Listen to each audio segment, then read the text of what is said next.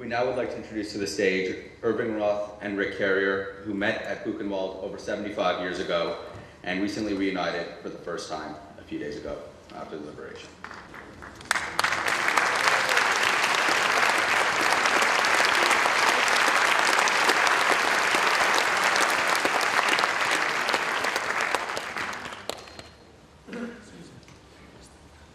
I have been in the cattle car for 3 days and 3 nights, with 90 people, with no bathrooms, no windows, and no room to sit.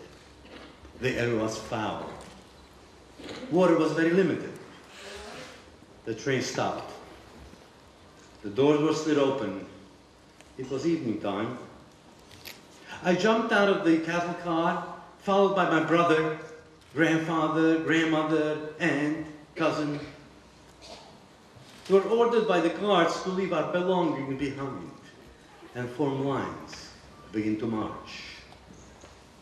The guards, with their submachine guns and dogs, were very menacing. In the distance, flames reached into the sky. A strange odor permeated my nostrils. I was on the selection ramp in Auschwitz, still dazed and somewhat disoriented. I came face to face with an officer who ordered me to move to the left. He said the same to my older brother. My grandfather, my grandmother, my aunt, and my 10-year-old cousin Edith to the right. They were directed towards the flame coming out of the chimneys.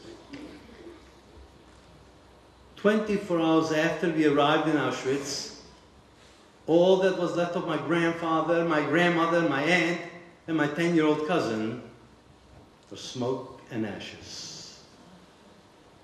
My brother and I survived the first selection on the Auschwitz ramp. Separated from my family and tattooed, I was assigned to work with horses to plow the fields and the swamps around Auschwitz. The whistle blew early in the morning. We were marched out under guard into the field to get the horses, clean them, feed them, give them water, and begin the process of plowing the fields. All this on a diet of black coffee, soup, and a piece of bread in the evening. I was always hungry and I was always tired. But on some evenings, after returning from work, we were marched directly to the showers.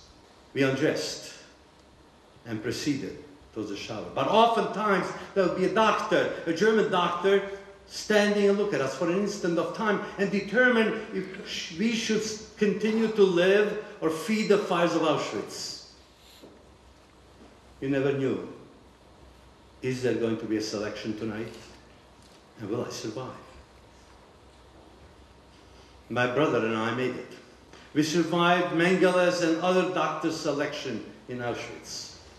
As the Soviet army was approaching Auschwitz, the 60,000 inmates that were still alive were forced on a death march.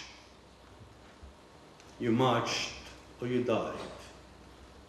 Already at the end of the first day, you could see bodies on either side of the road. They could no longer keep pace with the guards. They were shot in their bodies on the side of the road. My brother and I watched together. He gave me encouragement. He told me, don't worry so much about being cold, hungry, tired. Say a psalm. After 3 days, we were ordered into open railroad cars. After many hours, enduring the cold, the wind, and the harsh Polish winter, we arrived in Buchenwald. After arriving inside the camp, we were told to move through a building and take our clothes off and enter the showers. The hot water hit my body. It was the first time in days that I actually felt warm. And after the showers, we were ordered to go through a door into a corridor. It was a long corridor. It was kind of dark. All there were is bulbs, raw bulbs, some wires, and there were also some pipes. And there seemed to have been no exit. What is this place? Someone asked. A gas chamber, someone answered. The third one. Why did they insist that we take a shower if they're going to gas us? Asked someone else. I looked at my brother and he looked at me. I said to him, Bandi, what we do? He says, close your eyes, say the Shema, just in case it is the end. And he began very slowly saying, Shema Yisrael, Adonai Eloheinu, Adonai Echad. He drew out the Echad. As he finished the Echad, suddenly a door was opened up and we saw sunshine. Buchenwald was a concentration camp built originally in 1937 with a capacity of about 5,000 people. By the time I got there, were over 50,000. The same amount of food that was fed to 5,000 was also fed to 50,000, and as such, the amount of food was even more limited than Auschwitz. A boiled potato for a whole day was a great day. Death rate escalated. Every morning and every night we were counted, and one day, as we counted, suddenly a guard comes along and takes 100 people from my group, and my brother is one of them. I never saw him again. Alone, starved, weighing 75 pounds, I desperately tried to hold on, hope that the liberation will be at hand soon, that the American army will somehow arrive by magic. But before the liberation took place, death marches again. Each day in April, 5,000, 8,000, 10,000. I couldn't march. I could hardly drag myself. And so I hid, day after day. On the 10th of April, I could no longer hide. I was under a building in a crawl space.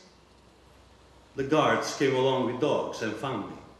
Marched me to the gate with 10,000 little Jews standing in line with guards on either side. And I knew the end will be soon. I can't march. A miracle.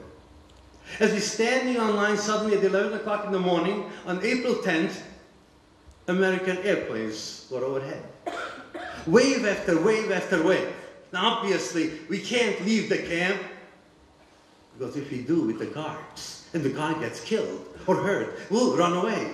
The Jews will free themselves.